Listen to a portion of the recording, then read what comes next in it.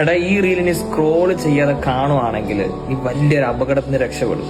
ഇനി സ്ക്രോൾ ചെയ്യുവാണെങ്കിൽ നിനക്ക് സ്ക്രോൾ ചെയ്ത് പോവാം.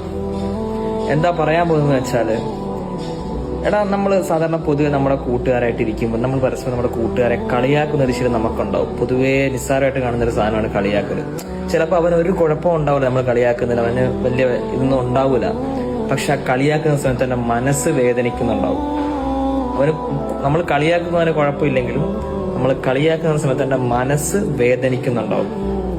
ഒരു കാര്യം നീ മനസ്സിലാക്കണം, ഒരു മുഅ്മിന്റെ മനസ്സ് നോവിച്ചാൽ അത് ഒരിക്കലും വെറുതെ വിടൂല എന്നുള്ള കാര്യം എപ്പോഴും മനസ്സിലാക്കണം. കാരണം ഒരു മുഅ്മിനിന്റെ മനസ്സ് നോവിക്കുകയാണെങ്കിൽ കഅബ പൊളിക്കുന്നതിനേക്കാൾ വലിയ തെറ്റാണെന്നാണ് റസൂലുള്ളാഹി സ്വല്ലല്ലാഹു അലൈഹി വസല്ലം പറഞ്ഞു പഠിപ്പിച്ചത്.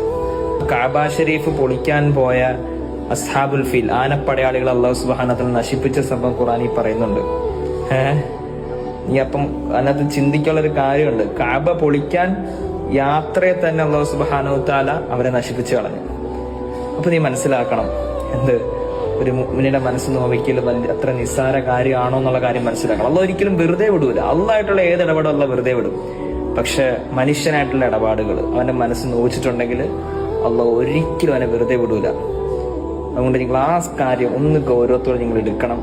മാത്രമല്ല, ഇത് നിങ്ങളുടെ കൂട്ടുകാർക്ക് നിങ്ങൾ അറിയിച്ചു കൊടുക്കണം. ഈ അറിവ് നിങ്ങൾ എത്തിച്ചു കൊടുക്കണം. അവരും ഇതിൽ നിന്ന് സൂക്ഷിക്കണം ഇൻഷാ അല്ലാഹ്.